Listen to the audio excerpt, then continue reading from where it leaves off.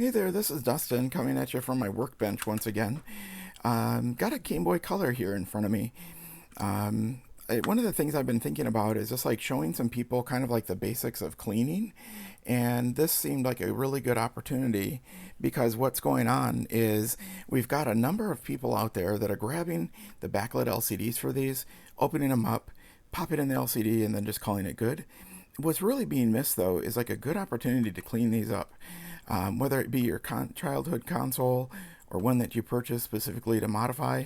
These things are like 20 or so years old, and so you've got a lot of things. Now this is actually, I just grabbed this out of my stock, and this is actually in pretty good shape. But I don't remember, for example, if this one starts up or not.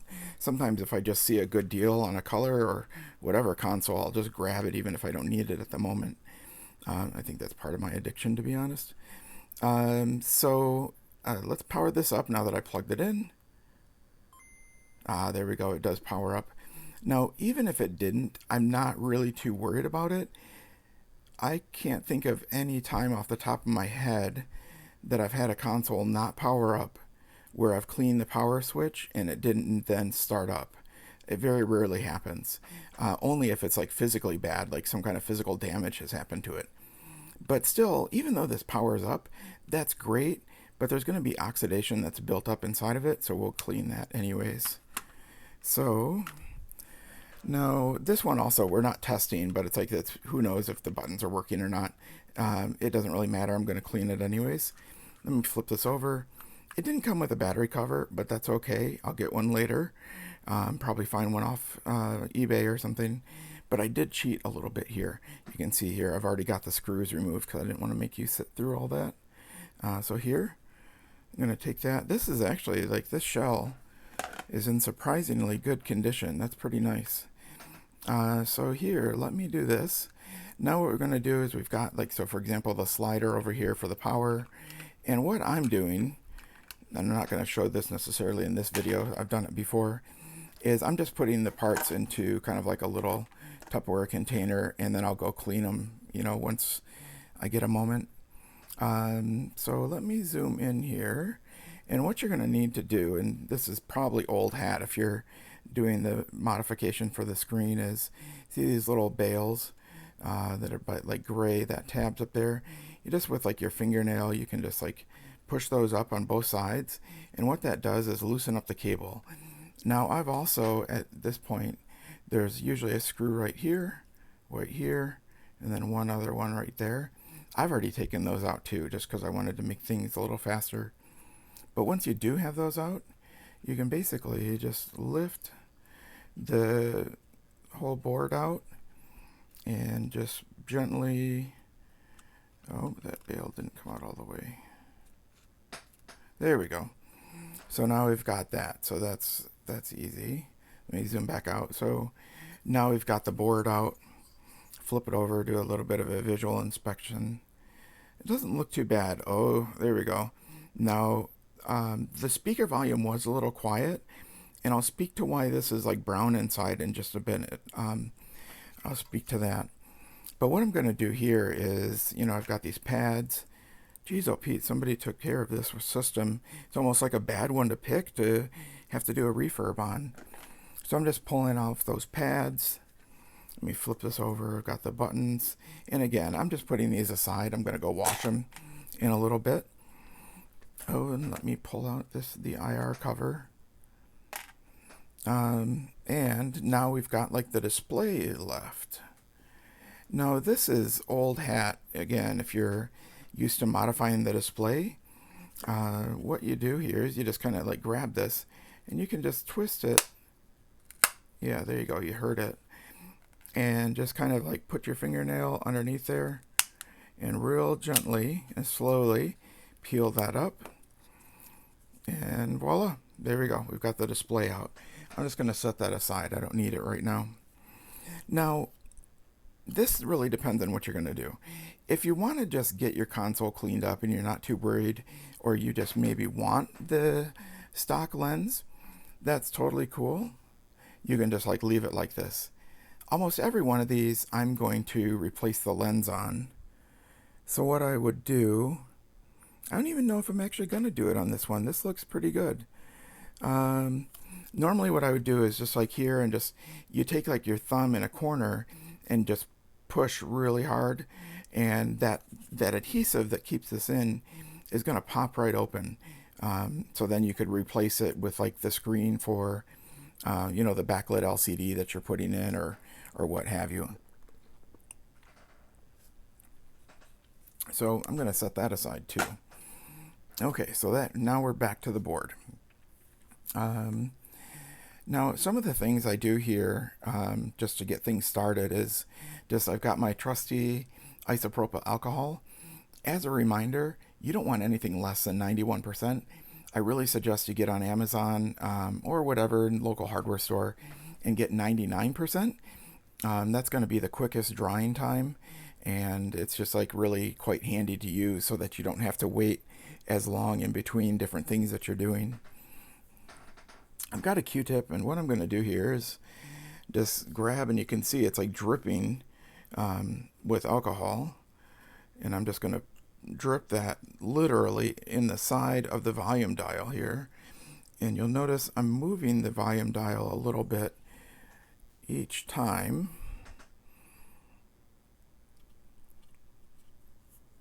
Here, let me move this over to the side a little bit.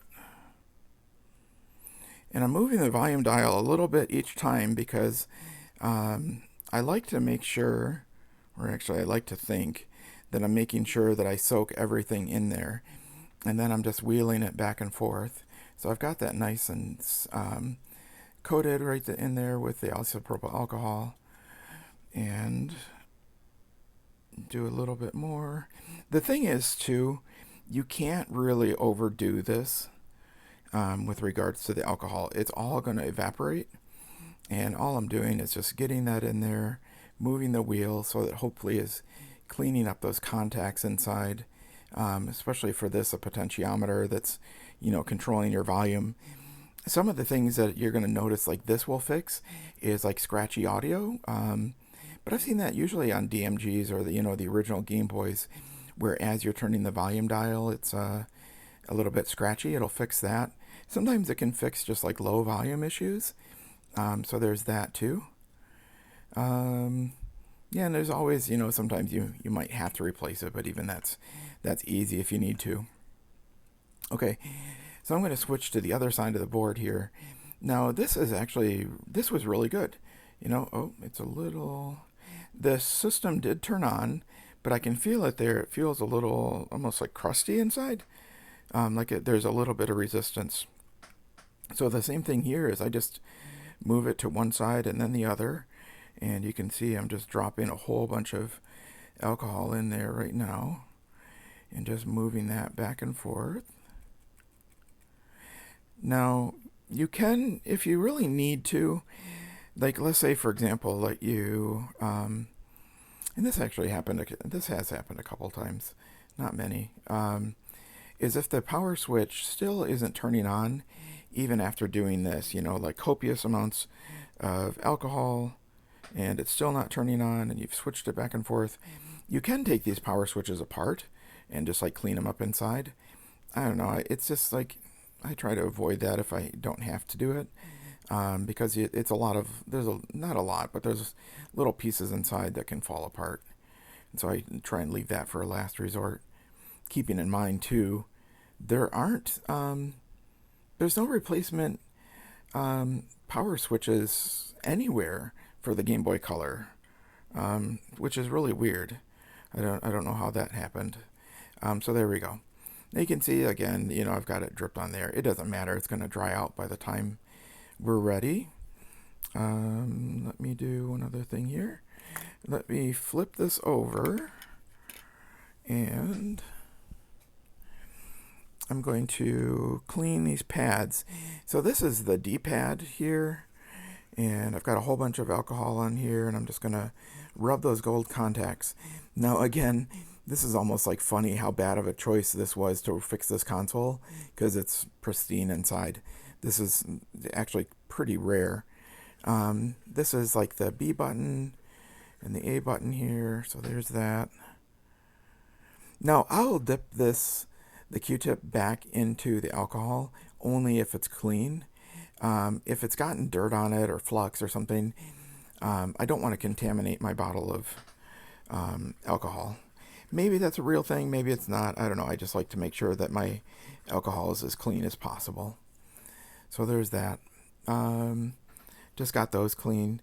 Who knows if that's going to need anything or not. Now, here's a little thing that I do is I do actually clean a little bit off of the speaker. I'll just go around it. You can see kind of got a little bit of dirt off it. And this is okay. Now, the only thing that I'm going to say here is I'm doing this to demonstrate what I would be doing. However, see where this brown is built up? My friend of mine, Ben, over at BennVenn, was actually pointing out something. He actually talks about this specifically. What this is usually a sign of is that the capacitor for the audio is going, and that it's, I believe it's like over voltage, that it's experienced for a long time, turns that little coil in there brown. So if you're seeing that on your console, if there's no sound at all, you can replace the speaker certainly, but that's only part of the issue. You're going to need to replace the capacitor, and it's most notably that one's for the audio. I want to say audio power, and I can't remember what that one's for. You're going to want to do that together because it's like, even if you replace the speaker, it's only going to last for so long. Maybe that's years, I don't know. But anyways, now you know where it's coming from. And again, thanks to BennVenn for telling us about that in kind of like the online communities. Another thing I do here is I've got a trusty toothbrush, and of course not the one that I actually brush with. And I'm going to dip that into the alcohol here. And you can see this the port here. I'm just going to get this right inside of there. Now, this one, again, kind of like this whole console, looks pretty clean. But I'm still going to just brush it, just to make sure I can get all the dust particles, and if there is any oxidation in there, that it's all cleaned up. And you see I just keep dipping it in there and giving that a brush around. So that's good. And let's flip this over. Yeah, everything's looking pretty good on this one. So now it's like another thing that I've started doing is I got some pipe cleaners.